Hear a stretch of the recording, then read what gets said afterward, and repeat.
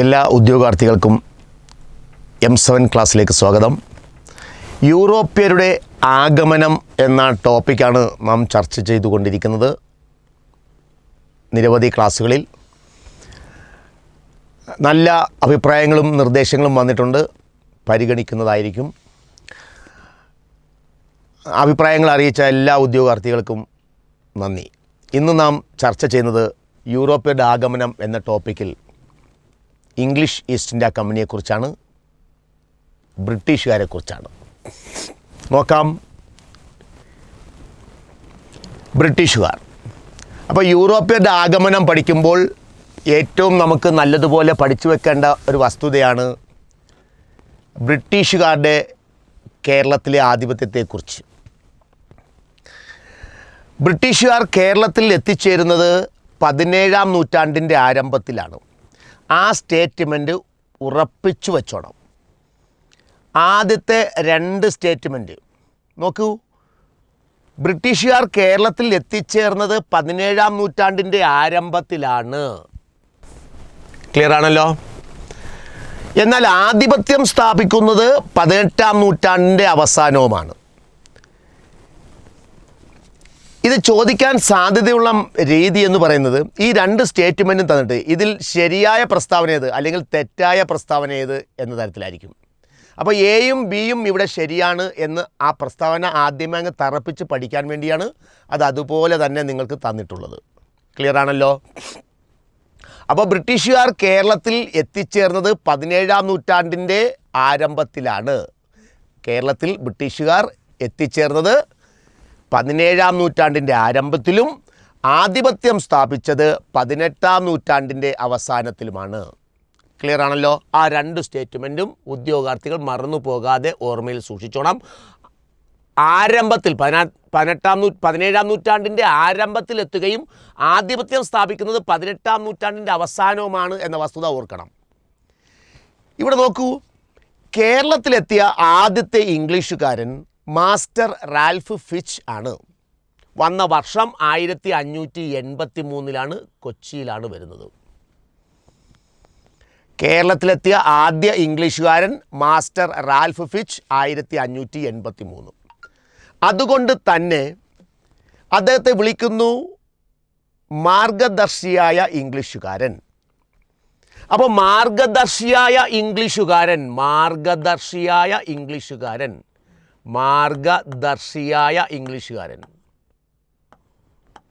എന്നറിയപ്പെടുന്നത് master Ralph ഫിച്ചാണ്.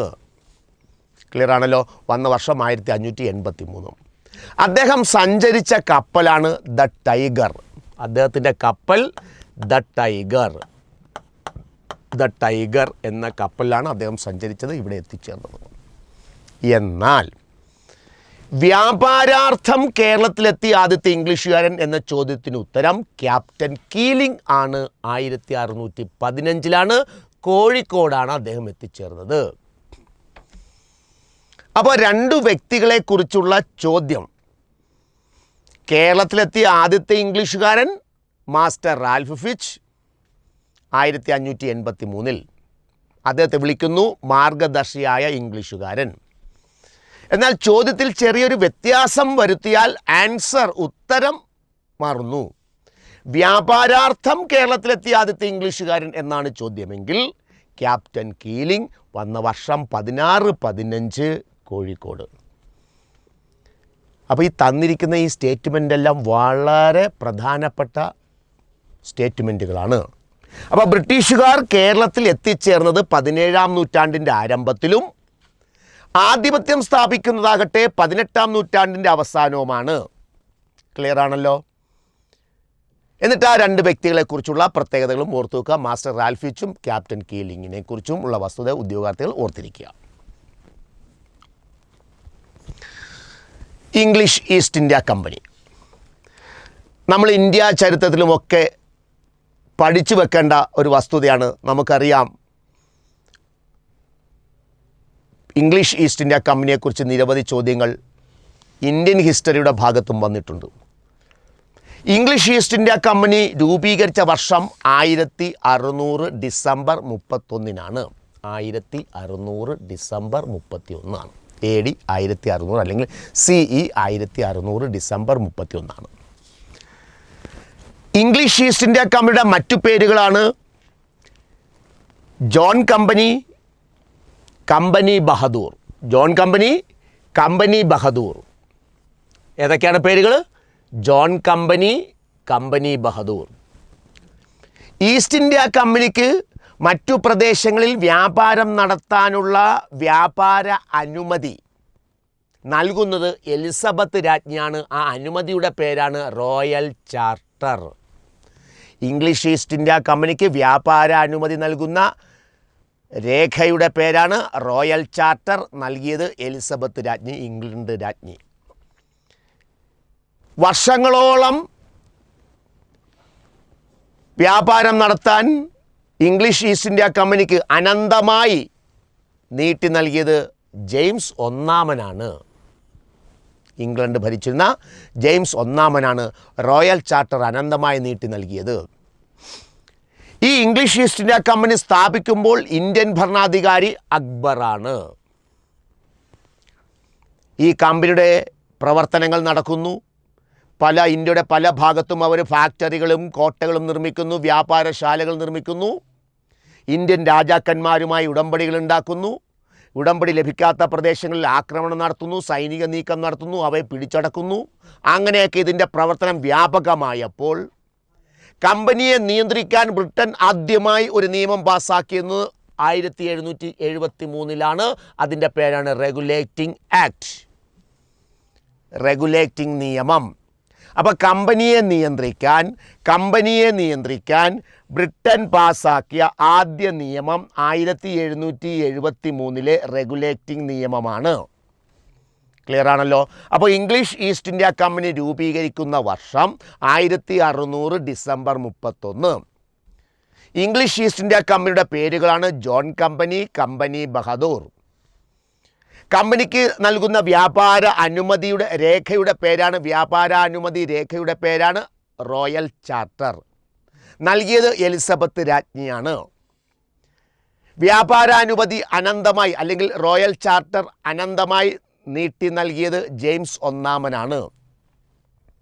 Company സ്ഥാപിക്കുമ്പോൾ Indian ഭരണാധികാരി ഇന്ത്യൻ രാജാവ് അക്ബറാണ്. കമ്പനിയുടെ പ്രവർത്തനങ്ങൾ നിയന്ത്രിക്കാൻ ബ്രിട്ടീഷ് പാർലമെൻറ്റ് കൊണ്ടുവന്ന ആദ്യത്തെ നിയമമാണ് റെഗുലേറ്റിംഗ് ആക്ട്, റെഗുലേറ്റിംഗ് നിയമം 1773. അപ്പോൾ ഇംഗ്ലീഷ് ഈസ്റ്റ് ഇന്ത്യ കമ്പനിയെക്കുറിച്ചുള്ള ആദ്യ വസ്തുതകൾ ഇങ്ങനെ ഉദ്യോഗാർത്ഥികൾ ഓർത്തു വച്ചിരിക്കുക, ആവർത്തിച്ച് കേൾക്കുക, ഈ നോട്ട് തയ്യാറാക്കുക, പറഞ്ഞു ശീലിക്കുക. ഓക്കെ, നോക്കൂ. ഇന്ത്യയിൽ ഇംഗ്ലീഷ് ഈസ്റ്റ് ഇന്ത്യ കമ്പനിയുടെ ആദ്യ ഫാക്ടറി സ്ഥാപിച്ച സ്ഥലം സൂററ്റാണ്. വർഷം 1608. ആദ്യ ഫാക്ടറി സ്ഥാപിച്ച സ്ഥലം സൂററ്റ്, വർഷം 1608. ആ ഫാക്ടറി സൂററ്റിൽ ആദ്യത്തെ ഫാക്ടറി സ്ഥാപിക്കാൻ കമ്പനിക്ക് അനുമതി നൽകിയ ഭരണാധികാരിയാകട്ടെ ജഹാംഗീറാണ്. അപ്പോൾ കമ്പനി രൂപീകരിക്കുമ്പോൾ അക്ബറാണ്, സൂററ്റിൽ ഫാക്ടറി ആരംഭിക്കാൻ അനുമതി കൊടുക്കുന്നത് ജഹാംഗീറാണ്. ജഹാംഗീറിനെ സന്ദർശിച്ച വ്യക്തി ആരാണ്? തോമസ് റേയാണ്. ഒരുപാട് തവണ ചോദിച്ചിട്ടുള്ള ചോദ്യമാണ്, ഉദ്യോഗാർത്ഥികൾക്ക് തെറ്റിപ്പോകരുത്. അപ്പോൾ കമ്പനി 1600 സ്ഥാപിക്കപ്പെടുന്നു. കമ്പനിക്ക് റോയൽ ചാർട്ടർ നൽകുന്നത് എലിസബത്ത് രാജ്ഞി, അത് അനന്തമായി നീട്ടിക്കൊടുക്കുന്നത് ജെയിംസ് ഒന്നാമൻ. ആദ്യ ഫാക്ടറി സ്ഥാപിച്ച സ്ഥലം സൂററ്റിലാണ്, 1608. ആ അനുമതി നൽകുന്നതാകട്ടെ ജഹാംഗീറാണ്. ജഹാംഗീറിൻ്റെ രാജസദസ്സിൽ പോയി അദ്ദേഹമായിട്ട് സംസാരിച്ചത്, കൂടിയാലോചന നടത്തിയ ബ്രിട്ടീഷ് ഉദ്യോഗസ്ഥൻ തോമസ് റേയാണ്. അങ്ങനെ ഇന്ത്യയിലെത്തിയ ആദ്യത്തെ കപ്പൽ ഹെക്ടർ. ഇന്ത്യയിലെത്തിയ ആദ്യത്തെ ബ്രിട്ടീഷ് കപ്പൽ ഹെക്ടർ. അപ്പോൾ നമുക്ക് തെറ്റിപ്പോകരുത് ഉദ്യോഗാർത്ഥികളെ. നമ്മൾ ടൈഗർ പറഞ്ഞത് ഏതാണ്? കേരളത്തിൽ വന്ന മാസ്റ്റർ റാൽഫ് ഫിച്ച് സഞ്ചരിച്ച കപ്പലാണ് ദ ടൈഗർ. കേരളത്തിൽ വന്ന ആദ്യത്തെ ഇംഗ്ലീഷുകാരൻ്റെ കപ്പൽ ദ ടൈഗറാണ്. ഇന്ത്യയിലെത്തിയ ആദ്യത്തെ ബ്രിട്ടീഷ് കപ്പൽ എന്ന് പറയുന്നത് ഹെക്ടറാണ്. ഓക്കെ, അങ്ങനെ വർഷം 1600 സ്ഥാപിക്കപ്പെട്ട ഈ കമ്പനി അല്ലേ, നമുക്കറിയാം പ്ലാസി യുദ്ധത്തിലൂടെയും ബക്സാർ യുദ്ധത്തിലൂടെയും ഇന്ത്യയിൽ ആധിപത്യം കമ്പനി സ്ഥാപിക്കുന്നു. തുടർന്ന് വർഷങ്ങൾ 1857 മഹത്തായ കലാപം നടക്കുന്നു. നമ്മുടെ ഇന്ത്യൻ പട്ടാളക്കാർ, ഇന്ത്യൻ ശിപ്പായിമാർ എന്ന് അവർ കളിയാക്കി വിളിച്ചുവെങ്കിലും നമ്മുടെ ഹിന്ദു മുസ്ലിം സഹോദരങ്ങളായിട്ടുള്ള ഇന്ത്യൻ പട്ടാളക്കാർ തോളോട് തോൾ ചേർന്നുകൊണ്ട് കമ്പനിക്കെതിരെ നടത്തിയ മഹത്തായ കലാപം 1857 ഒന്നാം സ്വാതന്ത്ര്യ സമരാനന്തരം 1858 ബ്രിട്ടീഷ് പാർലമെൻറ്റ് പാസ്സാക്കിയ ഒരു നിയമമുണ്ടല്ലോ, 1858 നിയമം. ആ നിയമമാണ് കമ്പനിയുടെ ഇന്ത്യയിലെ ഭരണം അവസാനിപ്പിക്കുകയും ഇന്ത്യയുടെ ഭരണം ബ്രിട്ടീഷ് പാർലമെൻറ്റ് നേരിട്ടെടുക്കുകയും ചെയ്യുന്നത്. അത് 1858 വിക്ടോറിയ രാജ്ഞിയുടെ വിളംബരം. കമ്പനി ഭരണം ഇന്ത്യയിൽ അവസാനിപ്പിച്ച നിയമം ഏതെന്ന് ചോദിച്ചാൽ 1858 നിയമമാണ്. അല്ലെങ്കിൽ പറയാം വിക്ടോറിയ രാജ്ഞിയുടെ വിളംബരം 1858. തുടർന്ന് കമ്പനി പിരിച്ചുവിട്ട വർഷമാകട്ടെ 1874. അപ്പോൾ സ്വാതന്ത്ര്യ സമരം, ഒന്നാം സ്വാതന്ത്ര്യ സമരം 1857. അതിൻ്റെ ഫലമായി വിക്ടോറിയ രാജ്ഞിയുടെ വിളംബരത്തെ തുടർന്ന് കമ്പനിയുടെ ഭരണം അവസാനിക്കുന്നു. കമ്പനി ഇവിടെ പിടിച്ചെടുത്ത പ്രദേശങ്ങളുടെ എല്ലാം ഭരണം ബ്രിട്ടീഷ് പാർലമെൻറ്റിൻ്റെ കൈകളെത്തുന്നു, വിക്ടോറിയ രാജ്ഞിയുടെ കൈകളെത്തുന്നു. വിക്ടോറിയ രാജ്ഞിയുടെ വിളംബരം ഉണ്ടാവുന്നു. കമ്പനി ഒടുവിൽ പിരിച്ചുവിട്ട വർഷമാകട്ടെ 1874 ആണ് എന്നും വസ്തുത ഉദ്യോഗാർത്ഥികൾ ഓർത്തിരിക്കുക. അപ്പോൾ ഇംഗ്ലീഷ് ഈസ്റ്റ് ഇന്ത്യ കമ്പനിയെക്കുറിച്ചുള്ള ഇൻട്രോ ആണ് ഇതുവരെ പറഞ്ഞത്. ഉദ്യോഗാർത്ഥികൾ ശ്രദ്ധിക്കുക. ഈ വസ്തുതകളെല്ലാം മനസ്സിലാക്കിക്കൊണ്ട് ഇതിൻ്റെ തുടക്ക ഭാഗം ആണ് നാം ഇന്ന് എടുത്തത്. ആവർത്തിച്ച് കേട്ടുകൊണ്ട് നിങ്ങളുടെ അഭിപ്രായങ്ങൾ വീണ്ടും അറിയിക്കണമെന്ന് അറിയിക്കുന്നു. എല്ലാവർക്കും വിജയാശംസകൾ നേരുന്നു. നന്ദി, നമസ്കാരം. Thank you.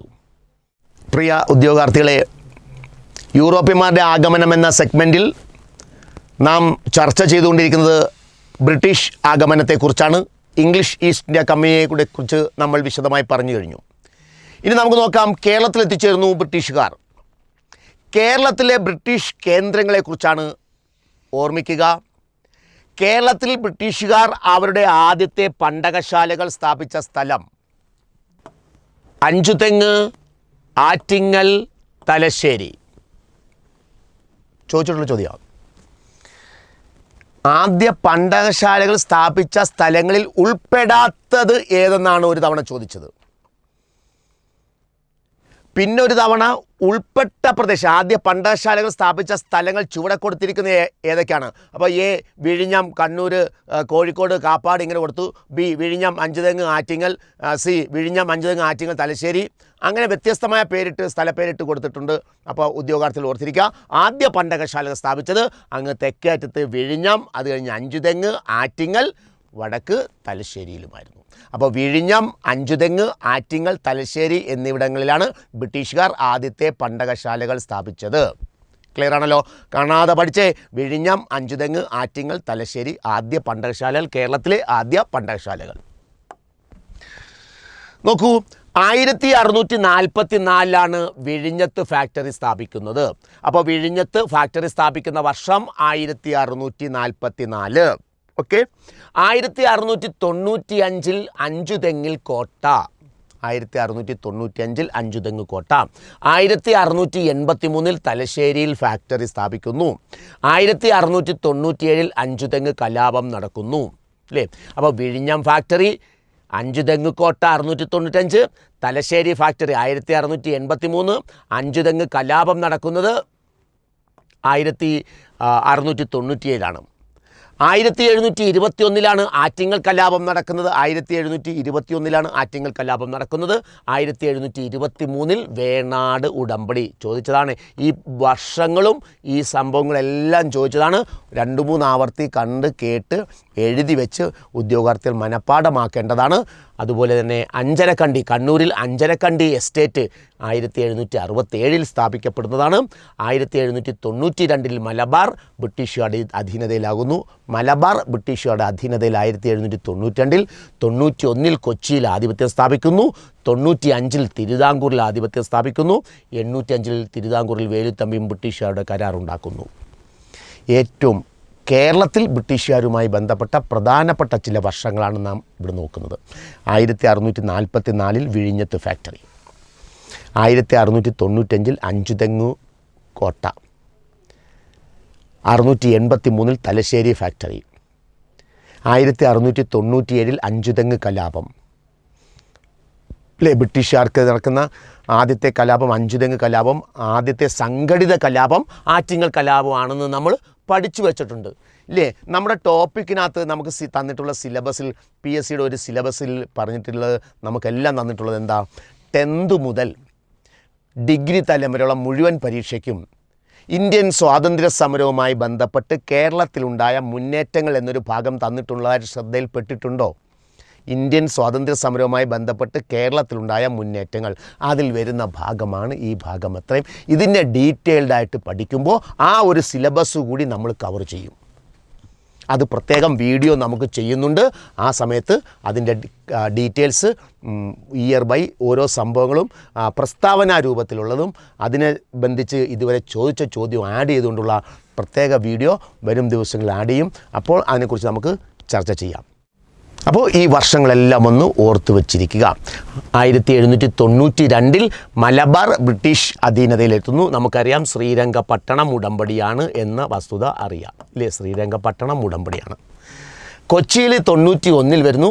95 ആദ്യമായി ബ്രിട്ടീഷ് ആധിപത്യം തിരുവിതാംകൂർ അംഗീകരിക്കുന്നത്. 1795 തിരുവിതാംകൂറിൽ ബ്രിട്ടീഷ് ആധിപത്യം അംഗീകരിക്കുന്നു. അന്ന് ധർമ്മരാജയാണ്, കാർത്തിക തിരുനാൾ രാമവർമ്മയാണ് തിരുവിതാംകൂർ ഭരിക്കുന്നത്. പിന്നീട് ആ കരാറിനെ 795 തിരുവിതാംകൂറിൽ ധർമ്മരാജ ബ്രിട്ടീഷുകാരുടെ സഖ്യത്തിലേർപ്പെടുന്നു. ആ കരാർ ബലപ്പെടുത്തുന്നതായിരുന്നു 805 വേലുത്തമ്പി ബ്രിട്ടീഷ് കരാർ. പിന്നീട് വേലുത്തമ്പി ബ്രിട്ടീഷുകാരുമായിട്ട് സംഘട്ടനത്തിലേക്ക് പോകുന്ന കഥയൊക്കെ നമുക്ക് അറിയാവുന്ന വസ്തുതകളാണ്. ഈ ഇയർ ബൈ ഇയർ ഉദ്യോഗാർത്ഥികൾ ഓർത്തു വച്ചേക്കുക. സ്ക്രീൻഷോട്ട് എടുക്കുകയോ അല്ലെങ്കിൽ പഠിക്കുകയോ എഴുതി വെച്ച് പഠിക്കുകയോ ചെയ്തു വെക്കുക, നിങ്ങൾക്ക് ഉപകാരപ്പെടും. നമ്മുടെ പാഠപുസ്തകത്തിലൊരു സെൻറ്റൻസാണിത്. 1636 ബ്രിട്ടീഷുകാർ ഇംഗ്ലണ്ടിലേക്ക് കൊച്ചിയിൽ നിന്നും ആദ്യമായി കുരുമുളക് കയറ്റുമതി ചെയ്തു. പാഠപുസ്തകമാണ്. ബ്രിട്ടീഷുകാർ ഇംഗ്ലണ്ടിലേക്ക് കുരുമുളക് ആദ്യമായി കയറ്റുമതി ചെയ്ത ഇന്ത്യൻ പ്രദേശമേത്? കണ്ണൂർ, കൊച്ചി, കോഴിക്കോട്, ഗോവ ഒക്കെ തരാം. അപ്പോൾ ബ്രിട്ടീഷുകാർ ഇംഗ്ലണ്ടിലേക്ക് കൊച്ചിയിൽ നിന്നുമാണ് ആദ്യമായി കുരുമുളക് കയറ്റുമതി ചെയ്തത് എന്ന വസ്തുത ഓർക്കുക. 1812 കേണൽ മൺറോ കൊച്ചിയിലെ ആദ്യത്തെ ദിവാനായി. കൊച്ചിയിലെ ആദ്യത്തെ ദിവാൻ കേണൽ മൺറോ, ഒരു ബ്രിട്ടീഷുകാരൻ, അല്ലേ? അദ്ദേഹം തിരുവിതാംകൂറിലും ദിവാനായി ഇരുന്നിട്ടുണ്ട് എന്ന വസ്തുത തിരുവിതാംകൂർ പഠിക്കുമ്പോൾ നമുക്കറിയാൻ പറ്റും. അപ്പോൾ കൊച്ചിയിലെ ആദ്യത്തെ ദിവാൻ ആരായിരുന്നു? കേണൽ മൺറോ ആയിരുന്നു എന്ന വസ്തുതയും ഉദ്യോഗാർത്ഥികൾ ഓർത്തിരിക്കുക. നമ്മൾ പഠിച്ചല്ലോ, 1792 ശ്രീരംഗപട്ടണം ഉടമ്പടിയിലൂടെ ബ്രിട്ടീഷുകാർക്ക് മലബാർ ലഭിച്ചു, അല്ലേ? ശ്രീരംഗപട്ടണം ഉടമ്പടി ആരൊക്കെ തമ്മിലാ? ടിപ്പു സുൽത്താനും കമ്പനിയും തമ്മിൽ ഉണ്ടാക്കിയ കരാറാണല്ലോ ശ്രീരംഗപട്ടണം ഉടമ്പടി 1792, അല്ലേ? മൂന്നാം മൈസൂർ യുദ്ധത്തിൻ്റെ ഫലമായി മൂന്നാം മൈസൂർ യുദ്ധത്തിൽ ടിപ്പു പരാജയപ്പെടുന്നു. ബ്രിട്ടീഷുകാരുമായി കരാറുണ്ടാക്കുന്നു. ടിപ്പുവിൻ്റെ കൈവശമുണ്ടായിരുന്ന മലബാറിൻ്റെ ഭരണം ആർക്ക് ലഭിക്കുന്നു? കമ്പനിക്ക് ലഭിക്കുന്നു. അതാണ് 1792 ശ്രീരംഗപട്ടണം ഉടമ്പടി. അങ്ങനെ കിട്ടിയ മലബാറിനെ ഭരിക്കാൻ അവർ ചില നടപടികൾ എടുത്തു. ഇത് 2024 2025 പരീക്ഷകൾക്ക് ചോദിച്ചിട്ടുണ്ട്. മലബാറിൽ ഭരണത്തിനുള്ള നടപടികൾ നിർദ്ദേശിക്കുന്നതിനായി ബോംബെ ഗവർണർ ആംബർ ക്രോംബി നിയമിതനായി. മലബാറിലെ ഭരണം എങ്ങനെ വേണമെന്ന് നിർദ്ദേശിക്കാൻ ബോംബെ ഗവർണറെ ചുമതലപ്പെടുത്തുന്നു. ആ ബോംബെ ഗവർണർ ആംബർ ക്രോംബി. ആ വാക്ക് ഓർത്തോണം. മലബാറിൽ ഭരണത്തിനുള്ള നടപടികൾ നിർദ്ദേശിക്കുന്നതിനായി ബോംബെ ഗവർണറെ നിയമിക്കുന്നു. ആ അദ്ദേഹത്തിൻ്റെ നേതൃത്വത്തിൽ മലബാറിന് 2 കമ്മീഷണർമാരെ നിയമിക്കുന്നു. Mister Farmer, Major Dow. മലബാറിൻ്റെ ഭരണത്തിന് വേണ്ടി 2 കമ്മീഷണർമാരെ നിയമിക്കുന്നു. അപ്പോൾ മലബാറിൻ്റെ ഭരണം നടത്തിയ 2 കമ്മീഷണർമാർ ആരെല്ലാം? Mister Farmer, Major dough. അവർക്കൊപ്പം 1792 തന്നെ എന്ത് ചെയ്യുന്നു? ജോനാഥൻ ഡങ്കനെയും ചാൾസ് ബെഡ്ഡാമിനെയും ജോയിൻ്റ് കമ്മീഷണർമാരായി നിയമിക്കുന്നു. സ്റ്റേറ്റ്മെൻറ്റ് രൂപത്തിൽ ഇത് തന്നതാണ്. മലബാറിൻ്റെ ഭരണവുമായി ബന്ധപ്പെട്ട് PSCയുടെ ചോദ്യപേപ്പർ എടുത്ത് പരിശോധിച്ചാൽ നിങ്ങൾക്കിത് കാണാൻ കഴിയും. ജോയിൻ്റ് കമ്മീഷണർമാർ ആരെല്ലാമായിരുന്നു? 4 പേര്. Mister Farmer, Major Dow, A. B. Jonathan Duncan, Charles Boddam, മനസ്സിലായില്ലേ? കേണൽ മെക്കാളെ, ആർതർ വെല്ലസ്ലി, ഇങ്ങനെ ഓപ്ഷൻസ് നൽകിയിട്ടുണ്ട്. അപ്പോൾ ജോയിൻ്റ് കമ്മീഷണർമാരെല്ലാം Mister Farmer, Major Dow. Malabar ഭരിക്കാനുള്ള 2 കമ്മീഷണർമാർ മിസ്റ്റർ ഫാർമർ, മേജർ ഡോവ്. അവരെ സഹായിക്കാൻ 2 ജോയിൻ്റ് കമ്മീഷണർമാർ. ആരൊക്കെ? Jonathan Duncan, Charles Boddam. Okay ആണല്ലോ ഉദ്യോഗാർത്ഥികളെ? മലബാറിലെ ബ്രിട്ടീഷ് ഭരണമാണ്. എന്നിട്ട് ഈ ബ്രിട്ടീഷുകാർ എന്ത് ചെയ്തു? മലബാറിനെ 2ആയി വിഭജിച്ചു. 1793 മലബാറിനെ 2ആയി വിഭജിച്ചു. മലബാറിനെ 2ആക്കി. വടക്കേ മലബാർ ഏതൊക്കെയാണ്? വടക്കേ മലബാർ, തെക്കേ മലബാർ. വടക്കേ മലബാർ, തെക്കേ മലബാർ. വടക്കേ മലബാറിൻ്റെ ആസ്ഥാനം തലശ്ശേരിയായി നിശ്ചയിച്ചു. തലശ്ശേരി. തെക്കേ മലബാറിൻ്റെ ആസ്ഥാനം ചെർപ്പുളശ്ശേരിയാക്കി. ക്ലിയർ ആണല്ലോ? അപ്പോൾ 1792 മലബാർ ബ്രിട്ടീഷുകാർക്ക് കിട്ടുന്നു. 93 മലബാറിനെ 2ആക്കുന്നു. വടക്കേ മലബാറും തെക്കേ മലബാറും. വടക്കേ മലബാറിൻ്റെ ആസ്ഥാനം തലശ്ശേരിയും തെക്കേ മലബാറിൻ്റെ ആസ്ഥാനം ചെർപ്പുളശ്ശേരിയും. ഇരു മലബാറുകളുടെയും പൊതു തലസ്ഥാനം കോഴിക്കോടായി പ്രഖ്യാപിക്കുകയും ചെയ്തു. ക്ലിയർ ആണല്ലോ? അങ്ങനെ പ്രഖ്യാപിക്കപ്പെട്ട ആ മലബാറിന് ആദ്യത്തെ പ്രിൻസിപ്പൽ കളക്ടർ മേജർ മഖ്ലിയോട്. ഓർത്തു വെക്കുക. കഥ റൂട്ട് ക്ലിയർ ആയല്ലോ? 92 മലബാറിനെ കിട്ടുന്നു. 93 2ആക്കുന്നു. മലബാറിനെ 2 ഭാഗങ്ങളാക്കുന്നു. വടക്കേ മലബാറെന്നും തെക്കേ മലബാറെന്നും. വടക്കേ മലബാറിൻ്റെ ആസ്ഥാനം തലശ്ശേരിയും തെക്കേ മലബാറിൻ്റെ ആസ്ഥാനം ചെർപ്പുളശ്ശേരിയുമാണ്. ആ ഇരു മലബാറുകളുടെയും പൊതു തലസ്ഥാനം കോഴിക്കോടും. അങ്ങനെയുള്ള ആ മലബാറിന് ആദ്യത്തെ പ്രിൻസിപ്പൽ കളക്ടർ, ആ പോസ്റ്റിൽ വരുന്ന ആളാണ് മേജർ മഖ്ലിയോട്. അങ്ങനെ ബ്രിട്ടീഷുകാർ കേരളത്തിൽ നേരിട്ട് ഭരിച്ച ഒരേ ഒരു പ്രദേശം മലബാർ മാത്രമാണ്. തിരുവിതാംകൂറും കൊച്ചിയും അവരുടെ കൈവശമുണ്ട്. പക്ഷേ രാജാക്കന്മാരുമായി കരാറുണ്ടാക്കിക്കൊണ്ട് അവരെ കൊണ്ട് ഭരിപ്പിക്കുകയായിരുന്നു ചെയ്തത്. നേരിട്ട് ഭരിച്ച ഏക പ്രദേശം മലബാറാണ്. വസ്തുത മനസ്സിലായല്ലോ? എങ്ങനെ തിരുവിതാംകൂറും കൊച്ചിയും അല്ലാതായി? തിരുവിതാംകൂറും കൊച്ചിയും ബ്രിട്ടീഷുകാർ നേരിട്ട് ഭരണത്തിന് കീഴിലല്ല എന്ന് പറയുന്നത് എങ്ങനെയാണ്? അത് രാജാക്കന്മാരെ കൊണ്ട് ഭരിപ്പിച്ചു. ഇത് നേരിട്ട് ഈ ഉദ്യോഗസ്ഥന്മാരാൽ നേരിട്ട് ഭരിപ്പിച്ചു. ക്ലിയർ ആണല്ലോ? പക്കാണല്ലോ? ഓക്കെ. ഇനി നമ്മൾ പരിശോധിക്കുന്നത് കമ്പനിക്കെതിരെ അല്ലെങ്കിൽ ബ്രിട്ടീഷുകാർക്കെതിരെ നടന്ന കലാപങ്ങളെക്കുറിച്ചാണ്. ഒന്ന് പഴശ്ശി കലാപങ്ങൾ. നമുക്കറിയാം, നമ്മൾ പഠിച്ചിട്ടുണ്ട്. 2 ഘട്ടമായി പഴശ്ശി രാജ കലാപം നടത്തി. 1793, 1805 കാലഘട്ടത്തിലാണ് പഴശ്ശി കലാപ കാലഘട്ടം അല്ലേ? ഞാൻ നേരത്തെ കഴിഞ്ഞ ക്ലാസ്സിൽ സൂചിപ്പിച്ചിരുന്നു. നമുക്ക് ഈ ഇന്ത്യൻ സ്വാതന്ത്ര്യ സമരവുമായി ബന്ധപ്പെട്ട് പുതിയൊരു ടോപ്പിക്ക് നമുക്കുണ്ട്. ആ ടോപ്പിക്കിനകത്ത് നമുക്ക് ഇതുമായി ബന്ധപ്പെട്ട ഡീറ്റെയിൽസ് പറയാൻ പറ്റും എന്നുള്ളത് കൊണ്ട് ആ മേഖല നോക്കി വച്ചിരിക്കുക. ഓക്കെ. അപ്പോൾ 1-ാം ഘട്ടം 1793 അല്ലേ? ബ്രിട്ടീഷുകാരുടെ കാലഘട്ടം. പഴശ്ശി കലാപങ്ങൾ നോക്കൂ. പഴശ്ശി കലാപ കാലഘട്ടം 1793, 1805 ആണ് അല്ലേ? 1793 1793 മുതൽ 97 വരെ 1-ാം ഘട്ടം, 1800 മുതൽ 1805 വരെ 2-ാം ഘട്ടം. 2 ഘട്ടങ്ങളായിട്ട് പഴശ്ശി രാജ കലാപം നടത്തി. ഒടുവിൽ 1805 നവംബർ മാസം 30-ാം തീയതി മാവിലാം തോട് എന്ന സ്ഥലത്ത് വെച്ച് അദ്ദേഹം ഏറ്റുമുട്ടലിൽ കൊല്ലപ്പെടുന്നു. അതോടുകൂടി ബ്രിട്ടീഷുകാർക്കെതിരെ നടന്ന പഴശ്ശി കലാപങ്ങൾ അവസാനിക്കുകയാണ് ചെയ്യുന്നത്. ഡീറ്റെയിൽസ് ഇന്ത്യൻ സ്വാതന്ത്ര്യ സമരവുമായി ബന്ധപ്പെട്ട് കേരളത്തിലുണ്ടായ മുന്നേറ്റങ്ങൾ എന്ന ഭാഗത്ത് ഡീറ്റെയിൽഡ് ക്ലാസ് നമുക്കുണ്ട്. അപ്പോൾ അപ്പോൾ അതിൻ്റെ ഡീറ്റെയിൽസ് നിങ്ങൾക്ക് ലഭിക്കുകയും ചെയ്യും. മറ്റൊന്ന് മാപ്പിള കലാപങ്ങളാണ്. 1836 1853. മാപ്പിള കലാപം എന്ന് കേൾക്കുമ്പോൾ കേരളത്തിലെ ഭൂരിപക്ഷം ഉദ്യോഗാർത്ഥികളും പഠിച്ചു വെക്കുന്നത് ഓർമ്മിക്കുന്നത് 1921 മലബാർ ലഹളയെ അവർക്ക് അറിയൂ. ഈ മലബാർ ലഹളയും മാപ്പിള ലഹള എന്ന് വിളിക്കാറുണ്ട്. ഭൂരിഭാഗവും മാപ്പിളമാരായതുകൊണ്ട് മലബാറിലെ മുസ്ലിങ്ങൾ മാപ്പിളമാർ. ഈ മാപ്പിള കലാപം എന്ന് പറഞ്ഞാൽ ഇതൊരു കാർഷിക കലാപമാണ്.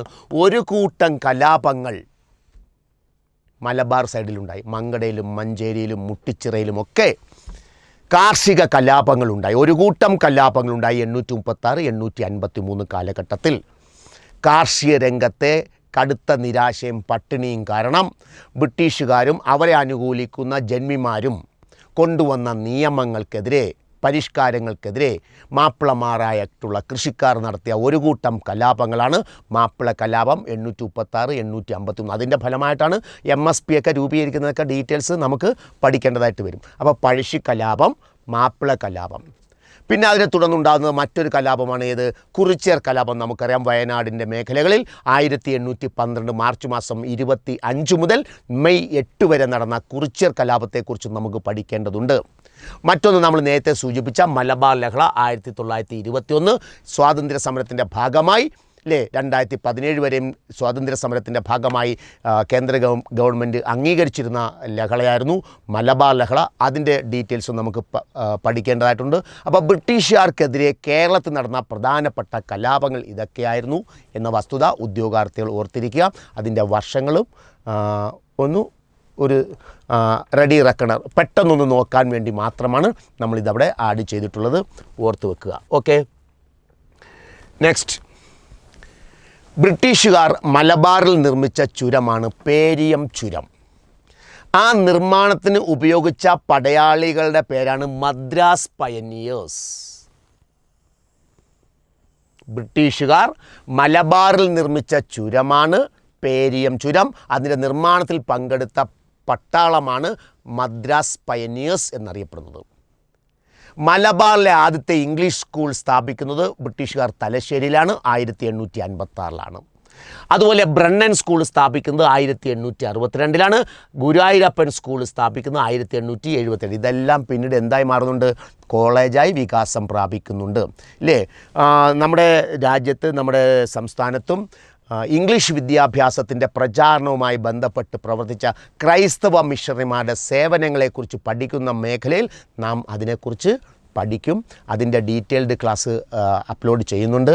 അപ്പോൾ ആ ഭാഗത്ത് നിങ്ങൾക്ക് അതിൻ്റെ ഡീറ്റെയിൽസ് ലഭിക്കും. അപ്പം ബ്രിട്ടീഷുകാർ മലബാറിൽ നിർമ്മിച്ച ചുരം ഏത് എന്നൊരു ചോദ്യം വന്നാൽ പേരിയം ചുരം. അതിനുപയോഗിച്ച പട്ടാളക്കാരാണ് Madras pioneers.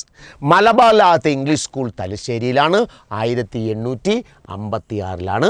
Brennen school, Brennen college 1862 സ്കൂളായി ആരംഭിച്ചാണ്.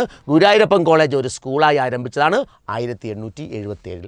ബാക്കിയുള്ള CMSൻ്റെയും LMSൻ്റെയും ബാസൽ ഇവാഞ്ചലിക്കൽ മിഷൻ്റെയും സേവന പ്രവർത്തനങ്ങളെക്കുറിച്ചുള്ള പ്രത്യേക ടോപ്പിക് നമുക്ക് ഉള്ളതുകൊണ്ട് അതിൻ്റെ ഡീറ്റെയിൽസിലേക്ക് തൽക്കാലം കടക്കുന്നില്ല. ഇപ്പോൾ എക്സാം ഓറിയൻറ്റഡ് ആയിട്ട് വന്നിട്ടുള്ള ഈ ഫോഴ്സ് പരീക്ഷകൾക്കും ഇപ്പോൾ വരാൻ പോകുന്ന കമ്പനി ബോർഡ് അസിസ്റ്റൻ്റ് പരീക്ഷകൾക്കുമെല്ലാം ഈ മേഖല നിങ്ങൾക്ക് വളരെയധികം ഉപകാരം ചെയ്യും. അതുകൊണ്ട് ഉത്തരവാദിത്തത്തോടുകൂടി നമ്മുടെ ഈ ക്ലാസ്സുകളെല്ലാം വ്യക്തമായി നിങ്ങൾ കേട്ട് മനസ്സിലാക്കി നോട്ടുകൾ തയ്യാറാക്കി പഠിച്ചു വെക്കുക. ആവർത്തിച്ച് കേൾക്കുക എന്നുള്ളത് ഒരു പ്രധാനപ്പെട്ട ഘടകമാണ്. അതേപോലെ തന്നെ ആവർത്തിച്ച് റിവിഷൻ നടത്തുക എന്നതും നമ്മുടെ മെമ്മറിയിൽ ഇത് സൂക്ഷിക്കാൻ എല്ലാ സബ്ജക്റ്റും അങ്ങനെ പഠിച്ചു പോയാൽ നമുക്ക് 2026 എക്സാമുകളെല്ലാം എഴുതി 2027 നമുക്ക് സർവീസിൽ കയറാൻ കഴിയണം. അതിനോടൊപ്പം ഞങ്ങൾ ഉണ്ടാകും എന്ന് അറിയിക്കുന്നു. അപ്പോൾ എല്ലാ ഉദ്യോഗാർത്ഥികൾക്കും വിജയാശംസകൾ. നന്ദി, നമസ്കാരം. Thank you. Hi my dear students, എല്ലാവർക്കും ലേണിംഗ് പ്ലാറ്റ്ഫോമിലേക്ക് സ്വാഗതം.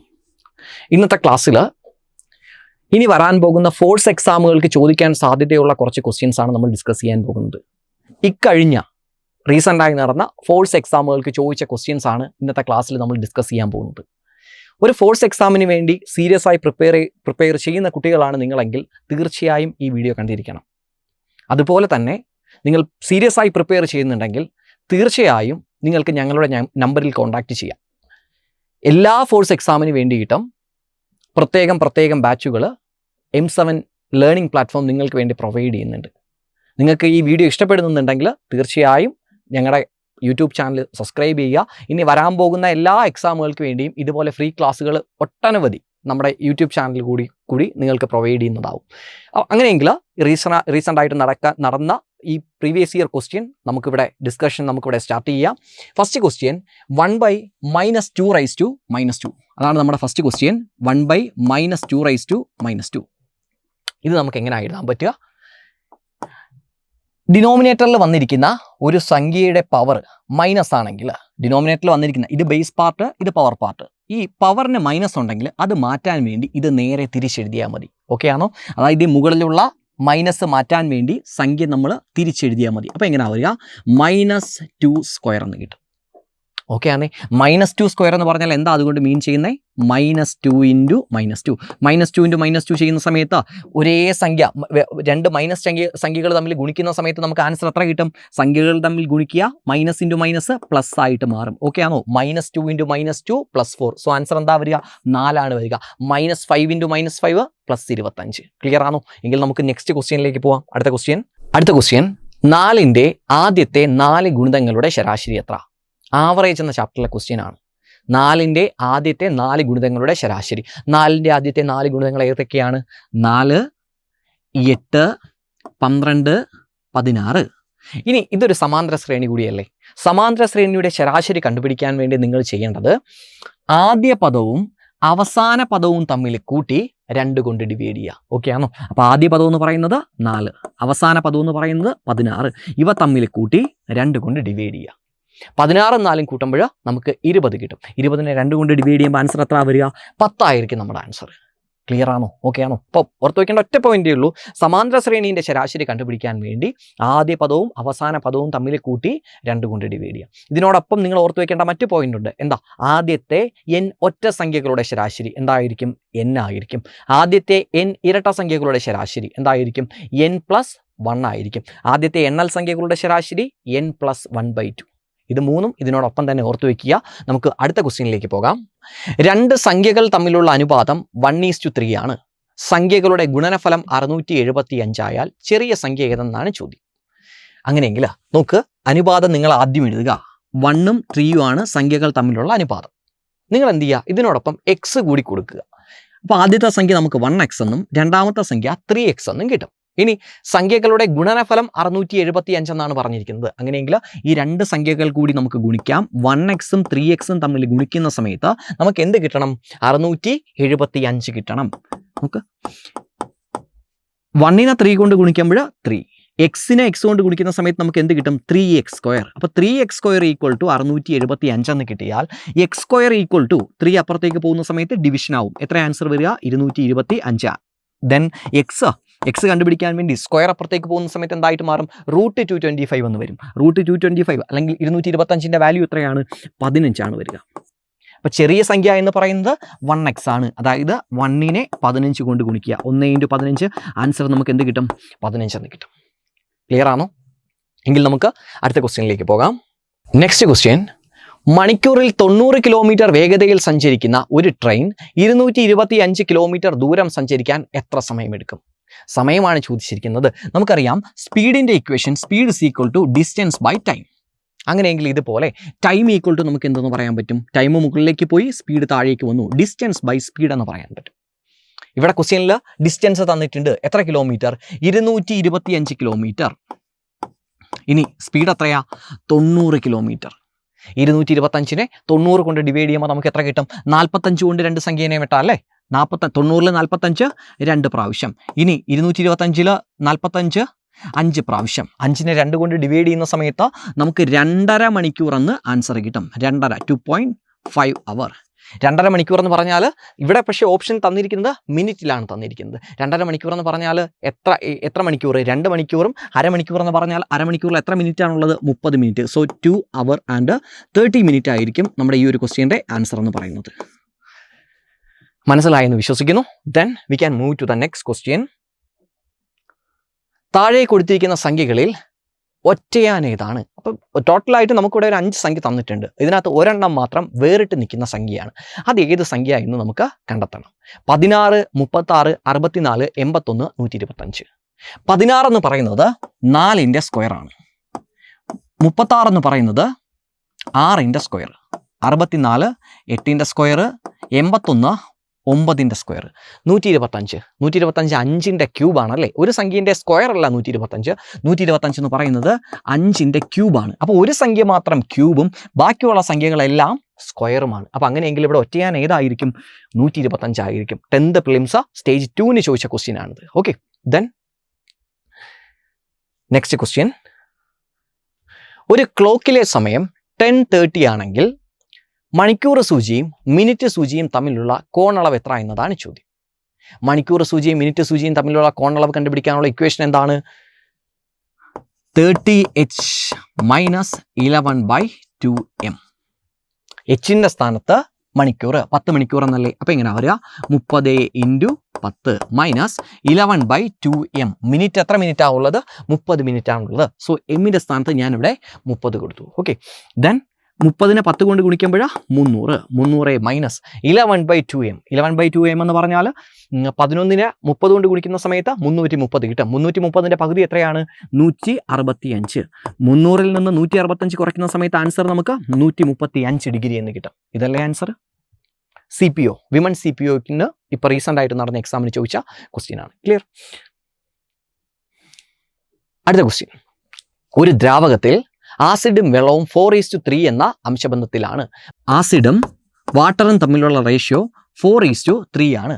അതിലേക്ക് 10 ലിറ്റർ ആസിഡ് കൂടി കൊടുത്തപ്പോൾ റേഷ്യോ എന്തായിട്ട് മാറി? 3:1 ആയിട്ട് മാറി.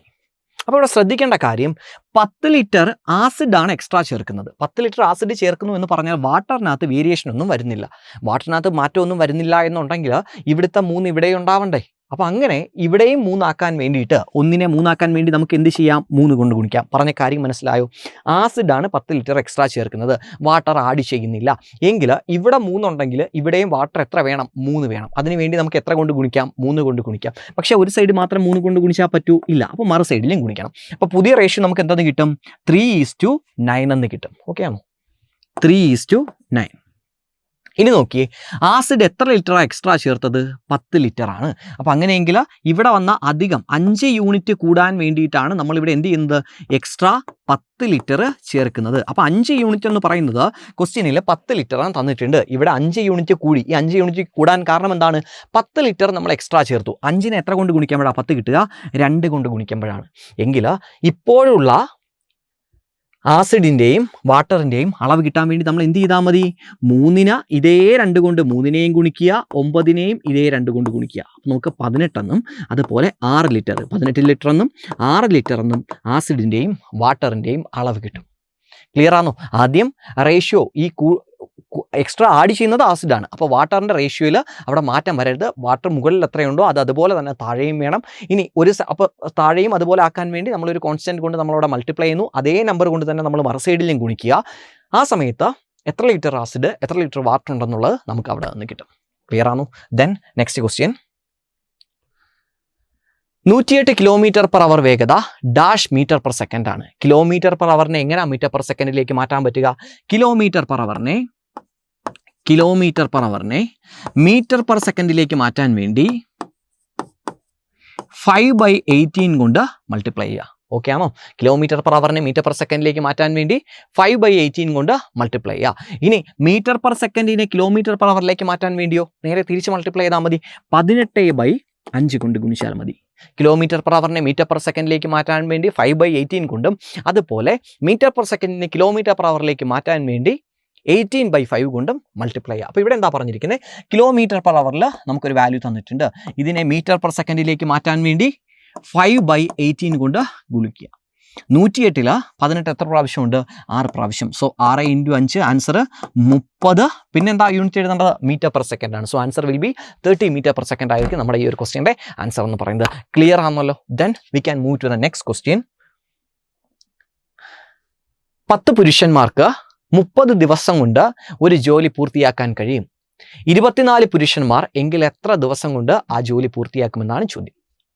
വർക്ക് ആൻഡ് ടൈം എന്ന ചാപ്റ്ററുമായിട്ട് ബന്ധപ്പെട്ട് റീസെൻ്റ് ആയിട്ട് ഇപ്പോൾ നടന്ന എക്സാമിന് ചോദിച്ച ക്വസ്റ്റ്യനാണ്. ഈ ക്വസ്റ്റ്യനിൽ നിങ്ങൾ ഒറ്റ ഇക്വേഷൻ മാത്രം പഠിച്ചാൽ മതി. M1D1 equal to M2D2. M1 എന്ന് പറഞ്ഞാൽ ആദ്യം എത്ര പുരുഷന്മാരുണ്ടായിരുന്നു അത് M1ൻ്റെ സ്ഥാനത്ത് കൊടുക്കുക. 16 പുരുഷന്മാർ. എത്ര ദിവസം ജോലി ചെയ്തു? 30 ദിവസം ജോലി ചെയ്തു. സോ 16 × 30. ഇനി M2 എന്ന് പറഞ്ഞാൽ അടുത്ത എത്ര പുരുഷന്മാരുണ്ടായിരുന്നു? 24 പുരുഷന്മാർ. അവർ എത്ര ദിവസം ജോലി ചെയ്തു? എത്ര ദിവസം കൊണ്ട് ജോലി പൂർത്തിയാക്കുമെന്നാണ് ചോദ്യം. അതുകൊണ്ട് തന്നെ അവിടെ നമുക്ക് D2 അതുപോലെ കൊടുക്കാം. D2 അല്ലേ കണ്ടുപിടിക്കേണ്ടത്?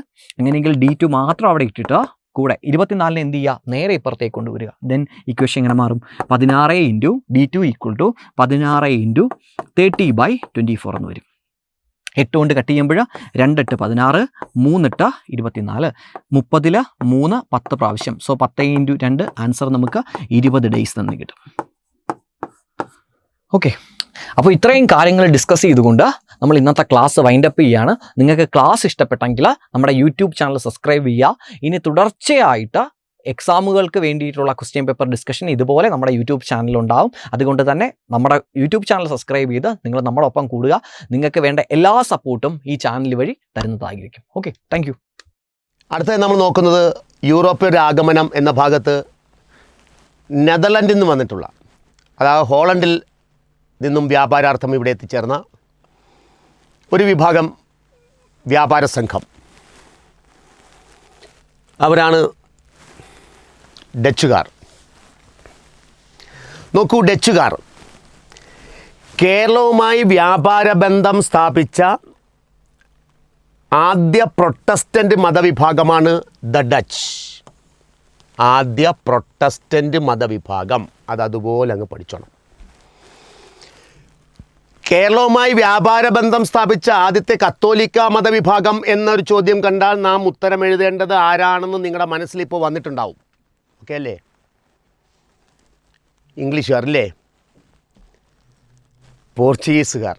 ഓക്കെ, അപ്പോൾ ആദ്യ പ്രൊട്ടസ്റ്റൻ്റ് വിഭാഗം എന്ന് ചോദിച്ചാൽ അതിനുത്തരം ദ ഡച്ച് ആണ്. ക്ലിയർ? ആ സെൻറ്റൻസ്, ആ സ്റ്റേറ്റ്മെൻറ്റ് അതുപോലെ ഓർത്ത് വച്ചിരിക്കുക.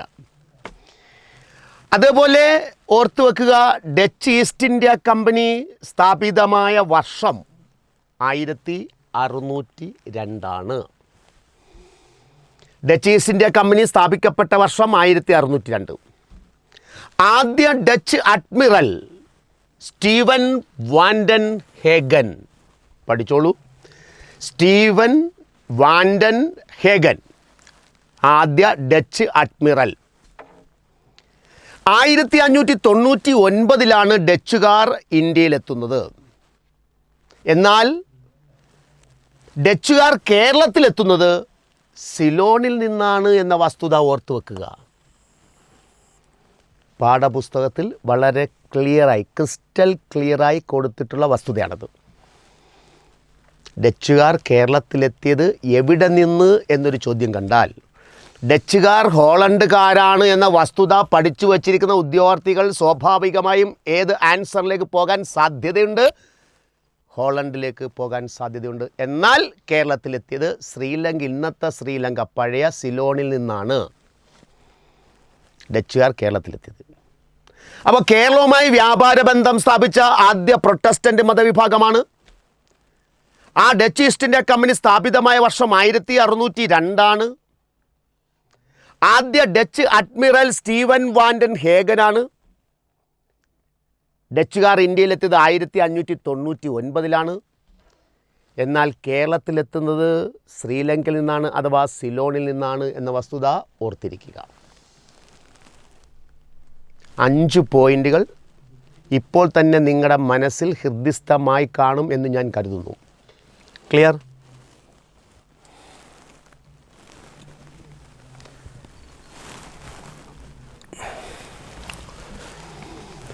നോക്കൂ, 1604 സാമൂതിരിയുമായി ഡച്ചുകാർ ഒരു കരാറുണ്ടാക്കുന്നു.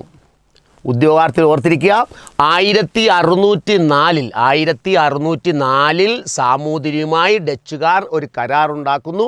ആ കരാറാണ് ഡച്ചുകാരും ഒരു ഇന്ത്യൻ ഭരണാധികാരിയും തമ്മിലുണ്ടാക്കിയ ആദ്യ രാഷ്ട്രീയ കരാർ. ഡച്ചുകാരും ഒരു ഇന്ത്യൻ ഭരണാധികാരിയും തമ്മിലുണ്ടാക്കിയ ആദ്യ രാഷ്ട്രീയ കരാർ 1604 സാമൂതിരിയുമായി ഉണ്ടാക്കിയതാണ്. എന്താ കരാറിൻ്റെ ലക്ഷ്യം? പോർച്ചുഗീസ് വ്യാപാര കുത്തക തകർക്കുക. അപ്പോൾ ഇവിടെ വന്ന് ആധിപത്യം ഉറപ്പിച്ച് വ്യാപാര കുത്തക നേടിയിട്ടുള്ള പോർച്ചുഗീസുകാരുടെ വ്യാപാര കുത്തക ഇല്ലാതാക്കുക എന്ന ലക്ഷ്യം മുൻനിർത്തി 1604 സാമൂതിരിയുമായി ഡച്ചുകാർ കരാറുണ്ടാക്കുന്നു. ക്ലിയർ?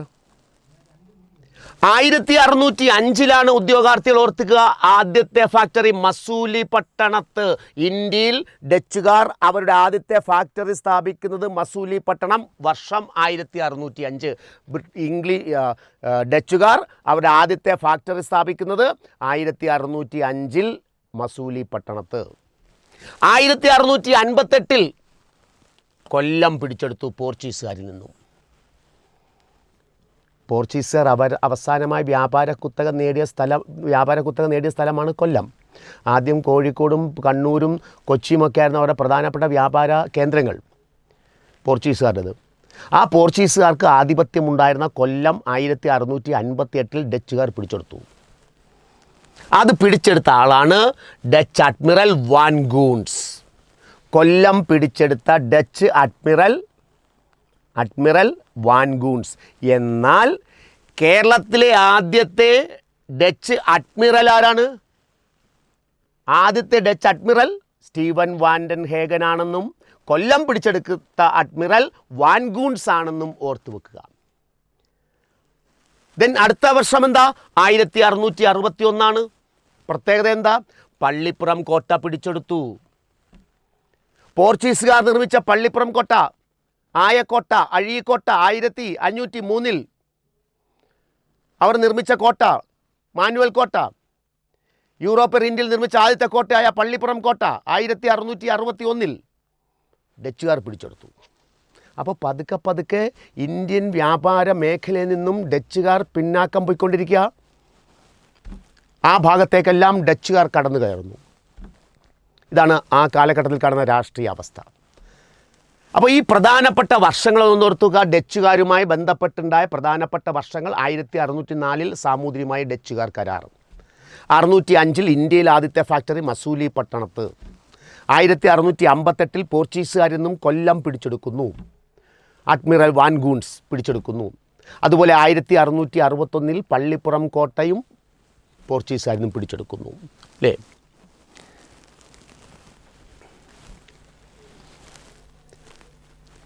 യൂറോപ്യന്മാരുടെ ആഗമനം പഠിക്കുമ്പോൾ നമ്മുടെ PSCയുടെ ചോദ്യ ബാങ്കിലുള്ള അധ്യാപകർക്ക് ഏറ്റവും താല്പര്യമുള്ള ഒരു ചോദ്യമാണ് ഡച്ചു ചരിത്രത്തിലെ ഏറ്റവും പ്രധാന സംഭവം എന്നും പറയുന്ന ഒരു 4 സ്റ്റേറ്റ്മെൻറ്റ് കൊടുക്കുക.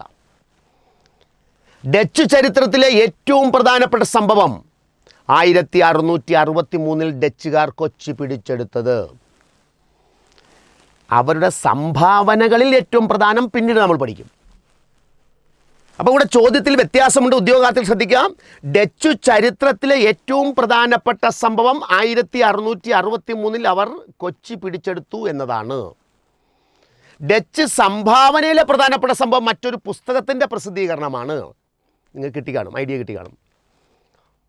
അപ്പോൾ 663 ഡച്ചുകാർ കൊച്ചി പിടിച്ചെടുത്തു. ഓർത്ത് വെക്കുക, ചോദിച്ചിട്ടുള്ളതാണ്. 1714 അവർ ചേറ്റുവ കോട്ട, അതിൻ്റെ പേരാണ് ഫോർട്ട് വില്യം കോട്ട, ഫോർട്ട് വില്യം തൃശ്ശൂരിൽ നിർമ്മിച്ചു. അപ്പോൾ ഫോർട്ട് വില്യം നിർമ്മിച്ചത് ഡച്ചുകാരാണ്. ചേറ്റുവ കോട്ട അഥവാ ഫോർട്ട് വില്യം തൃശ്ശൂരിൽ നിർമ്മിച്ചത് ഡച്ചുകാരാണ് 1714. അങ്ങനെ കേരളത്തിൻ്റെ വിവിധ പ്രദേശങ്ങളിൽ വ്യാപാര കുത്തക നേടിക്കൊണ്ടിരിക്കുമ്പോഴാണ് തിരുവിതാംകൂറിനെ കുറിച്ച് അവർക്ക് അറിവ് ലഭിക്കുന്നത്. വിസ്തൃതവും സാമ്പത്തിക സ്ഥിതിയിലും മെച്ചപ്പെട്ട മറ്റു നാട്ടുരാജ്യങ്ങളെക്കാൾ സാമ്പത്തികമായി മെച്ചപ്പെട്ടു നിൽക്കുന്ന തിരുവിതാംകൂറിൽ വ്യാപാര കുത്തക നേടുക എന്ന ലക്ഷ്യത്തോടു കൂടി സിലോണിൽ നിന്നും അവർ കേരള തീരത്തേക്ക് എത്തുന്നു. 1741 കുളച്ചിലെത്തുന്നു. ഓഗസ്റ്റ് മാസം 10 എന്നെ കേൾക്കുന്ന മുഴുവൻ ഉദ്യോഗാർത്ഥികൾക്കും അറിയാവുന്ന വസ്തുതയാണ് 1741 ഓഗസ്റ്റ് 10 നടന്ന കുളച്ചൽ യുദ്ധത്തിൻ്റെ പ്രാധാന്യത്തെക്കുറിച്ച്. അല്ലേ? മാർത്താണ്ഡവർമ്മയും ഡച്ചുകാരും തമ്മിൽ നടന്ന ആ വലിയൊരു യുദ്ധം. കുളച്ചിൽ വന്ന് തമ്പടിക്കുന്നു ഡച്ചുകാർ, സൈന്യത്തെ വിന്യസിക്കുന്നു. ആ വിവരം ഉടൻ തന്നെ അന്നത്തെ ഭരണാധികാരിയായ മാർത്താണ്ഡവർമ്മയ്ക്ക് കിട്ടുന്നു. മാർത്താണ്ഡവർമ്മയും അദ്ദേഹത്തിൻ്റെ അനന്തിരവൻ അന്നത്തെ യുവരാജാവായ കാർത്തികനാഥ രാമവർമ്മ ധർമ്മരാജയും അതോടൊപ്പം അന്നത്തെ സേനാനായകനായ രാമയ്യന്തളവയും സൈന്യത്തെ നയിച്ചുകൊണ്ട് മാർത്താണ്ഡവർമ്മയും രാമയ്യന്തളവയും ധർമ്മരാജയും, അതാണ് കാർത്തികനാഥ രാമവർമ്മ ധർമ്മരാജ യുവരാജ, കുളച്ചിലേക്ക് സൈന്യത്തെ നയിക്കുകയാണ്. അവിടെ ചെന്ന് ഏറ്റുമുട്ടുന്നു. ആ യുദ്ധത്തിൽ, കുളച്ചൽ യുദ്ധത്തിൽ ഡച്ചുകാർ പരാജയപ്പെട്ടു. ഇന്ത്യയിൽ തന്നെ ഡച്ച് ആധിപത്യം നശിക്കാൻ അധപതനത്തിനുള്ള പ്രധാനപ്പെട്ട കാരണങ്ങളിൽ ഒന്നായി ഇന്നും വിലയിരുത്തപ്പെടുന്നത് 1741 ഓഗസ്റ്റ് 10 കുളച്ചൽ യുദ്ധമാണ്. ആ കുളച്ചൽ യുദ്ധത്തിൽ ഡച്ചുകാരുടെ സേനാനായകനെ കുറിച്ച് നിങ്ങൾ പഠിച്ചിട്ടുണ്ട്. ഡച്ച് സേനാനായകൻ പറയൂ. ഇപ്പോൾ 2025 ചോദ്യത്തിൽ PSC ചോദിച്ചല്ലോ. ഡച്ച് സേനാനായകൻ യുസ്റ്റാച്ചിയസ് ഡിലനോയ് അല്ലേ? യുസ്റ്റാച്ചിയസ്, മുഴുവൻ പേരങ്ങനാണ് അല്ലേ? യുസ്റ്റാച്ചിയസ് ഡിലനോയെ മാർത്താണ്ഡവർമ്മ, ഡച്ച് സേനാനായകനായ ഡിലനോയെ മാർത്താണ്ഡവർമ്മ തടവുകാരനാക്കുന്നു. തിരുവിതാംകൂറിൻ്റെ സർവ്വസൈന്യാധിപനായി നിയമിക്കുന്നു. അങ്ങനെയാണ് അദ്ദേഹത്തിന് വലിയ കപ്പിത്താൻ എന്ന പേര് ലഭിക്കുന്നത് അല്ലേ? ഒരു വിദേശ ശക്തി ഇന്ത്യൻ മണ്ണിൽ പരാജയപ്പെട്ട ആദ്യത്തെ സംഭവമാണ് കുളച്ചൽ യുദ്ധം. ഒരു വിദേശ ശക്തി അതിനു മുമ്പ് ഇന്ത്യയിൽ വെച്ച് പരാജയപ്പെട്ടിട്ടില്ല. അങ്ങനെ ആദ്യമായി ഒരു യൂറോപ്യൻ ശക്തി ഇന്ത്യൻ മണ്ണിൽ പരാജയപ്പെടുന്നത് 1741 കുളച്ചൽ യുദ്ധത്തിലൂടെയാണ്. മാർത്താണ്ഡവർമ്മയാണ് തോൽപ്പിച്ചത്, തിരുവിതാംകൂറാണ് തോൽപ്പിച്ചത്. തിരുവിതാംകൂറായിട്ട് എടുക്കുമ്പോൾ നമുക്ക് കുളച്ചൽ യുദ്ധത്തിൻ്റെ ഡീറ്റെയിൽസ് നമ്മൾ അവിടെ ക്ലാസ്സിൽ ചർച്ച ചെയ്യുന്നു എന്നുള്ളത് കൊണ്ട് നമുക്ക് അവിടെ ചർച്ച ചെയ്യാം എന്നുള്ളത് കൊണ്ട് ഞാൻ അടുത്ത പോയിന്റിലേക്ക് കടക്കുകയാണ്. ശ്രദ്ധിക്കുക. 1753 ഓഗസ്റ്റ് 15 മാവേലിക്കര ഉടമ്പടി. മാർത്താണ്ഡവർമ്മയും ഡച്ചുകാരും തമ്മിലുണ്ടാക്കിയ മാവേലിക്കര ഉടമ്പടി 1753 ഒരു വ്യാപാര കരാർ. 741 കുളച്ചൽ യുദ്ധത്തിലൂടെ ഡച്ചുകാരെ പരാജയപ്പെടുത്തി മാർത്താണ്ഡവർമ്മ. 53 ഡച്ചുകാർ മാർത്താണ്ഡവർമ്മയെ സമീപിച്ചു, ഒരു വ്യാപാര ഉടമ്പടി ഒപ്പുവെച്ചു. എന്താണ്? തിരുവിതാംകൂറിൽ നിന്നും കുരുമുളക് ഡച്ചുകാർക്ക് കൊടുക്കുക, ഡച്ചുകാരുടെ കൈവശമുള്ള യൂറോപ്യൻ യുദ്ധോപകരണങ്ങൾ തിരുവിതാംകൂറിന് നൽകും. So Marthanda Varma signed the treaty. Mavelikkara ഉടമ്പടിയിൽ ഒപ്പുവെച്ച വിദേശ ശക്തി ഏത്? The Dutch. അപ്പോൾ ഇവിടെ നമ്മൾ പരാമർശിച്ച വാക്കെന്താ? പ്രധാനപ്പെട്ട പോയിൻ്റ് എന്താ? ഡച്ച് ചരിത്രത്തിലെ ഏറ്റവും പ്രധാനപ്പെട്ട സംഭവം എന്ത് എന്നൊരു ചോദ്യം കണ്ടാൽ അത് ഡച്ചുകാർ കൊച്ചി പിടിച്ചെടുത്താണ്. ഡച്ച് കൊച്ചി പിടിച്ചെടുത്തു 1663. ഓക്കെ, ക്ലിയർ അല്ലേ? ഈ പ്രധാനപ്പെട്ട ഈ ഒരു ഭാഗം നിങ്ങൾ ഓർത്തു വച്ചിരിക്കുക. ഡച്ചിൻ്റെ അടുത്ത ഒരു ഭാഗവുമായി നമുക്ക് വീണ്ടും കാണാം.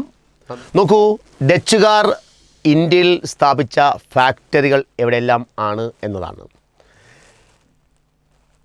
ആ സ്ഥലങ്ങളൊക്കെ ഒന്ന് ഓർത്തു വച്ചിരിക്കുക. ഡച്ച് ഫാക്ടറികൾ.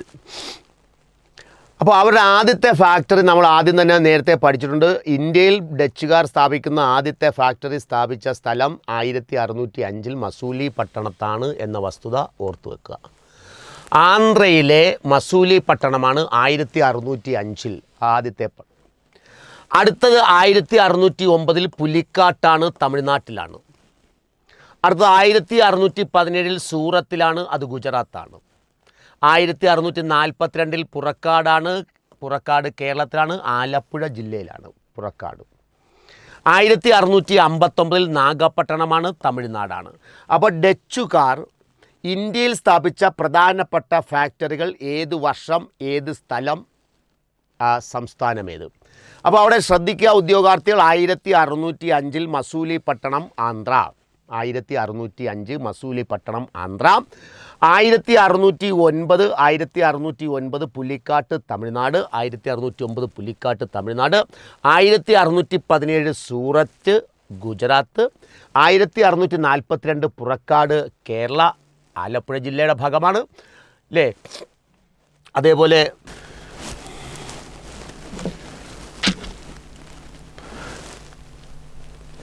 1659 നാഗപട്ടണം തമിഴ്നാടാണ്. പ്രധാനപ്പെട്ട ഇവിടുത്തെ ഫാക്ടറികൾ സ്ഥാപിച്ച സ്ഥലങ്ങളാണ് നമ്മൾ നോക്കുന്നത് അല്ലേ. ഇന്ത്യയിൽ ഡച്ചുകാരുടെ ക്യാപിറ്റൽ ആസ്ഥാനമായി അവർ തിരഞ്ഞെടുത്ത സ്ഥലമെന്ന് പറയുന്നത് പുലിക്കാടാണ്. പുലിക്കാട്ട് എവിടെയാണ്? തമിഴ്നാടാണ്. ഇന്ത്യയിൽ ഡച്ച് ആസ്ഥാനം അല്ലേ. നമ്മൾ പോർച്ചുഗീസുകാരുടെ ആസ്ഥാനം പഠിച്ചു. അവസാന കാലഘട്ടത്തിൽ അവരുടെ ആസ്ഥാനം ഏതായിരുന്നു? ഗോവയായിരുന്നു. കൊച്ചിയിൽ നിന്നും ഗോവയിലേക്ക് മാറ്റുന്നു. അവർ ലിറ്റിൽ ലിസ്ബൺ എന്നൊക്കെ വിളിച്ചത് കൊച്ചിയാണ് അല്ലേ. എന്നാൽ അവസാന ആസ്ഥാനം അവരുടേത് ഗോവയായിരുന്നുവെങ്കിൽ ഡച്ചുകാർ, ഇന്ത്യയിൽ വന്ന ഡച്ചുകാരുടെ ആസ്ഥാനം തമിഴ്നാട്ടിലെ പുലിക്കാട്ട് ആയിരുന്നു എന്ന വസ്തുത ഉദ്യോഗാർത്ഥികൾ ഓർത്തിരിക്കുക. ഓക്കെ ആണല്ലോ. ഡച്ച് ചരിത്രത്തിലെ ഒരു പ്രധാനപ്പെട്ട യുദ്ധമാണ് വെട്ടം യുദ്ധം എന്നറിയപ്പെടുന്നു. വെട്ടം യുദ്ധം 1691 നടന്ന യുദ്ധമാണ് വെട്ടം യുദ്ധം. എന്താ വെട്ടം യുദ്ധം? ഈ കൊച്ചി രാജാവായ വീരകേരളവർമ്മ തൻ്റെ രാജകുടുംബത്തിലേക്ക്, രാജവംശത്തിലേക്ക് തൃശ്ശൂർ ചാഴൂർ ശാഖയിൽ നിന്നും ഏതാനും അംഗങ്ങളെ ദത്തെടുക്കാൻ തീരുമാനിക്കുന്നു. അനന്തരാവകാശികളായിട്ട് തൃശ്ശൂർ ചാഴൂർ ശാഖയിൽ നിന്നും അംഗങ്ങളെ ദത്തെടുക്കാൻ ശ്രമിക്കുന്നു. എന്നാൽ ഈ കൊച്ചി രാജാവായ വീരകേരളവർമ്മയെ അംഗീകരിച്ചുകൊണ്ട് പ്രദേശങ്ങൾ ഭരിച്ചുകൊണ്ടിരിക്കുന്ന രാജാക്കന്മാരാണ് സാമന്ത രാജാക്കന്മാർ. അങ്ങനെയുള്ളവരാണ് സാമന്ത രാജാക്കന്മാർ എന്ന് വിളിക്കുക. ഒരു രാജാവിൻ്റെ ആധിപത്യം അംഗീകരിച്ചുകൊണ്ട് അദ്ദേഹത്തിൻ്റെ കീഴിൽ മറ്റു കൊച്ചു പ്രദേശങ്ങൾ ഭരിക്കുന്ന ഭരണാധികാരികളാണ് സാമന്ത രാജാക്കന്മാർ, സാമന്തന്മാർ എന്ന് പറയും. ആ സാമന്ത രാജാക്കന്മാർ ഇത് അംഗീകരിച്ചില്ല. ഏതാ? തൃശ്ശൂർ ചാഴൂർ ശാഖയിൽ നിന്നും അംഗങ്ങളെ ദത്തെടുക്കുന്നത് അംഗീകരിച്ചില്ല. അവർ പറഞ്ഞത് മലബാറിലെ വെട്ടത്തു നാട്ടിൽ നിന്ന്, താനൂർ പാനൂർ ഏരിയയാണ് ഈ വെട്ടത്തു നാട് എന്ന് പറയുന്നത്. മലബാറിലെ താനൂർ പാനൂർ ഏരിയ വെട്ടത്തു നാട്. അപ്പം മലബാറിലെ വെട്ടത്തു നാട്ടിൽ നിന്ന് ദത്തെടുക്കണമെന്ന് സാമന്ത രാജാക്കന്മാർ ആവശ്യപ്പെടുന്നു. ഈ ആവശ്യം കൊച്ചി രാജാവ് തള്ളുന്നു. അങ്ങനെ വന്നപ്പോൾ ഡച്ചുകാരും സാമൂതിരിയും കൊച്ചിയും ഒരു വശത്ത് നിന്നുകൊണ്ട് വെട്ടത്തു നാടുമായി ഏറ്റുമുട്ടൽ നടത്തുന്നു. അങ്ങനെ വെട്ടത്തു നാടിനെ പരാജയപ്പെടുത്തിയ യുദ്ധമാണ് വെട്ടം യുദ്ധം 1691. ഡച്ച് കോഴിക്കോട്, കൊച്ചി ഒരു വശത്ത്. അപ്പോൾ ഡച്ചുകാരും കോഴിക്കോടും സഹായിക്കുന്നു, കൊച്ചിയും സഹായിക്കുന്നു വെട്ടത്തു നാടിനെതിരെ. ആ യുദ്ധത്തിൽ വെട്ടത്തു നാട് പരാജയപ്പെടുന്നു. രാജാവ് വീരകേരളവർമ്മ ദത്തെടുക്കാൻ അദ്ദേഹത്തിൻ്റെ തീരുമാനം നടപ്പിലാക്കുകയും ചെയ്യുന്ന ആ യുദ്ധമാണ് വെട്ടം യുദ്ധം എന്ന പേരിൽ ചരിത്രത്തിൽ രേഖപ്പെടുത്തിയിരിക്കുന്നത്. അത് നടന്ന വർഷം ഓർത്തിരിക്കുക. ആരൊക്കെ തമ്മിലായിരുന്നു എന്ന വസ്തുതയെ ഓർത്തിരിക്കുക. ഡച്ചുകാരുണ്ട്, സാമൂതിരിയുണ്ട്, കൊച്ചിയുണ്ട് ഒരു വശത്ത്, എതിർവശത്ത് വെട്ടത്തുനാട് മാത്രം. അതാണ് വെട്ടം യുദ്ധം എന്ന പേരിൽ അറിയപ്പെടുന്ന യുദ്ധം. ക്ലിയർ ആണല്ലോ? മനസ്സിലായി കാണുമല്ലോ?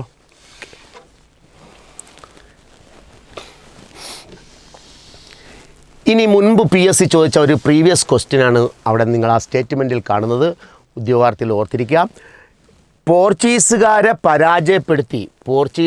പരാജയപ്പെടുത്തി ഡച്ചുകാർ വ്യാപാര കുത്തക നേടിയ കേരളത്തിലെ സ്ഥലം കൊല്ലം. പഠിച്ചു വെച്ചോണം, പാഠപുസ്തകത്തിലും കൊണ്ട്. പോർച്ചുഗീസുകാരെ പരാജയപ്പെടുത്തി ഡച്ചുകാർ വ്യാപാര കുത്തക, മറ്റു സ്ഥലങ്ങളെല്ലാം രണ്ടുപേരും മത്സരിച്ച് വ്യാപാരം നടത്തുന്നുണ്ട്, പക്ഷേ പൂർണ്ണമായും ഒഴിവാക്കിക്കൊണ്ട് വ്യാപാര കുത്തക നേടിയ സ്ഥലം എന്ന് പറയുന്നത് കൊല്ലമാണ്. മറ്റൊരു വസ്തുത, 1673 കൊച്ചിയിലെ ഡച്ച് കമാൻഡറായി നിയമിതനായ വ്യക്തിയാര്? Hendrik van Rheede. Hendrik van റീഡിനെ കുറിച്ച് നമ്മൾ പിന്നീട് അദ്ദേഹത്തിനെ കുറിച്ച് നിങ്ങൾക്ക് അറിയാവുന്ന ഉദ്യോഗാർത്ഥികൾ ധാരാളമുണ്ട്. അല്ലേ ഡച്ചുകാരുടെ ഏറ്റവും വലിയ സംഭാവനയായ ഒരു പുസ്തകത്തിൻ്റെ പ്രസിദ്ധീകരണവുമായി ബന്ധപ്പെട്ട ഡച്ച് അഡ്മിറലായിരുന്നു. അപ്പോൾ കൊച്ചിയിലെ ഡച്ച് കമാൻഡറായി നിയമിതനായ വ്യക്തിയാണ് ഹെൻറിക് വാൻഡ്രീഡ്. 1673 അദ്ദേഹം. അപ്പോൾ ആ രണ്ട് സ്റ്റേറ്റ്മെൻറ്റ് ഓർത്തുക. അതിൽ പ്രധാനപ്പെട്ട സ്റ്റേറ്റ്മെൻറ്റ് മുകളിൽ പറഞ്ഞതാണ്. പോർച്ചുഗീസുകാരെ പരാജയപ്പെടുത്തി ഡച്ചുകാർ വ്യാപാര കുത്തക നേടിയ സ്ഥലം ഏത് എന്ന ചോദ്യത്തിന് ഉത്തരം കൊല്ലമാണ്. ഡച്ചുകാർ വ്യാപാര കുത്തക നേടിയത് കൊല്ലമാണ്. പിന്നെ ഡച്ചുകാരുടെ കൊച്ചിയിലെ കമാൻഡറായി നിയമിതനായ ആ വ്യക്തിയാണ് ഹെൻറിക് വാൻഡ്രീഡ് 1673. ക്ലിയർ ആണല്ലോ. അപ്പോൾ ഈ വസ്തുതകൾ ഉദ്യോഗാർത്ഥികൾ ഓർത്തു വച്ചിരിക്കുക. ഇത്രയും ഭാഗങ്ങൾ ഡച്ചിൻ്റെ ഭാഗവുമായി. ഇനി നമ്മൾ പരിശോധിക്കുന്നത് കമ്പനിക്കെതിരെ അല്ലെങ്കിൽ ബ്രിട്ടീഷുകാർക്കെതിരെ നടന്ന കലാപങ്ങളെക്കുറിച്ചാണ്. ഒന്ന് പഴശ്ശി കലാപങ്ങൾ. നമുക്കറിയാം, നമ്മൾ പഠിച്ചിട്ടുണ്ട്. 2 ഘട്ടമായി പഴശ്ശിരാജ കലാപം നടത്തി. 1793, 1805 കാലഘട്ടത്തിലാണ് പഴശ്ശി കലാപ കാലഘട്ടം അല്ലേ. ഞാൻ നേരത്തെ കഴിഞ്ഞ ക്ലാസ്സിൽ സൂചിപ്പിച്ചിരുന്നു. നമുക്ക് ഈ ഇന്ത്യൻ സ്വാതന്ത്ര്യ സമരവുമായി ബന്ധപ്പെട്ട് പുതിയൊരു ടോപ്പിക്ക് നമുക്കുണ്ട്.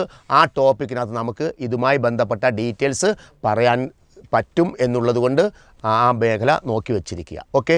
അപ്പോൾ ഒന്നാം ഘട്ടം 1793 അല്ലേ, ബ്രിട്ടീഷുകാരുടെ കാലഘട്ടം. പഴശ്ശി കലാപ കാലഘട്ടം 1793, 1805 അല്ലേ. 1793 മുതൽ 97 വരെ ഒന്നാം ഘട്ടം, 1800 മുതൽ 1805 വരെ രണ്ടാം ഘട്ടം. 2 ഘട്ടങ്ങളായിട്ട് പഴശ്ശിരാജ കലാപം നടത്തി. ഒടുവിൽ 1805 നവംബർ മാസം 30-ാം തീയതി മാവിലാം തോട് എന്ന സ്ഥലത്ത് വെച്ച് അദ്ദേഹം ഏറ്റുമുട്ടലിൽ കൊല്ലപ്പെടുന്നു. അതോടുകൂടി ബ്രിട്ടീഷുകാർക്കെതിരെ നടന്ന പഴശ്ശി കലാപങ്ങൾ അവസാനിക്കുകയാണ് ചെയ്യുന്നത്. ഡീറ്റെയിൽസ് ഇന്ത്യൻ സ്വാതന്ത്ര്യ സമരവുമായി ബന്ധപ്പെട്ട് കേരളത്തിലുണ്ടായ മുന്നേറ്റങ്ങൾ എന്ന ഭാഗത്ത് ഡീറ്റെയിൽഡ് ക്ലാസ് നമുക്കുണ്ട്. അപ്പോൾ അതിൻ്റെ ഡീറ്റെയിൽസ് നിങ്ങൾക്ക് ലഭിക്കുകയും ചെയ്യും. മറ്റൊന്ന് മാപ്പിള കലാപങ്ങളാണ്. 1836, 1853. മാപ്പിള കലാപം എന്ന് കേൾക്കുമ്പോൾ കേരളത്തിലെ ഭൂരിപക്ഷം ഉദ്യോഗാർത്ഥികളും പഠിച്ചു വെക്കുന്നത്, ഓർമ്മിക്കുന്നത് 1921 മലബാർ ലഹളയെ അവർക്കറിയൂ. ഈ മലബാർ ലഹളയും മാപ്പിള ലഹള എന്ന് വിളിക്കാറുണ്ട്. ഭൂരിഭാഗവും മാപ്പിളമാരായതുകൊണ്ട് മലബാറിലെ മുസ്ലിങ്ങൾ മാപ്പിളമാർ. ഈ മാപ്പിള കലാപം എന്ന് പറഞ്ഞാൽ ഇതൊരു കാർഷിക കലാപമാണ്. ഒരു കൂട്ടം കലാപങ്ങൾ മലബാർ സൈഡിലുണ്ടായി. മങ്കടയിലും മഞ്ചേരിയിലും മുട്ടിച്ചിറയിലും ഒക്കെ കാർഷിക കലാപങ്ങളുണ്ടായി. ഒരു കൂട്ടം കലാപങ്ങളുണ്ടായി 836, 853 കാലഘട്ടത്തിൽ.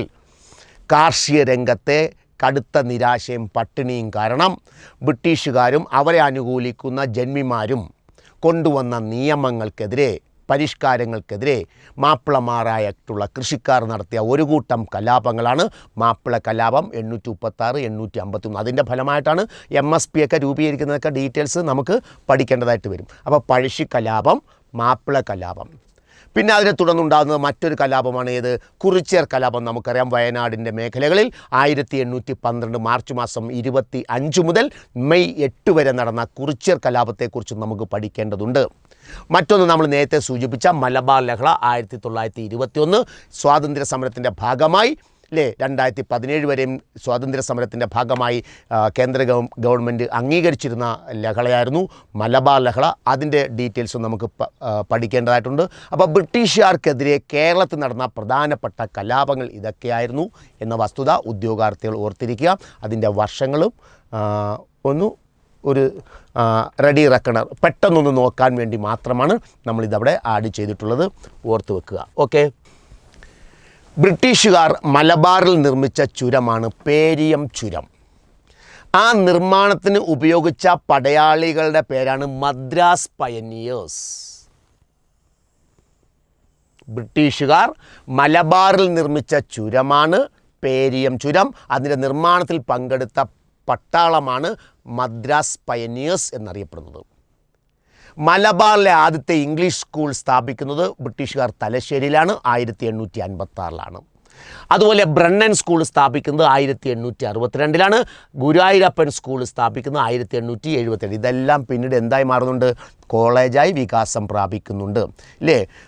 നമ്മുടെ രാജ്യത്ത്, നമ്മുടെ സംസ്ഥാനത്തും ഇംഗ്ലീഷ് വിദ്യാഭ്യാസത്തിൻ്റെ പ്രചാരണവുമായി ബന്ധപ്പെട്ട് പ്രവർത്തിച്ച ക്രൈസ്തവ മിഷണറിമാരുടെ സേവനങ്ങളെക്കുറിച്ച് പഠിക്കുന്ന മേഖലയിൽ നാം അതിനെക്കുറിച്ച് പഠിക്കും. അതിൻ്റെ ഡീറ്റെയിൽഡ് ക്ലാസ് അപ്ലോഡ് ചെയ്യുന്നുണ്ട്.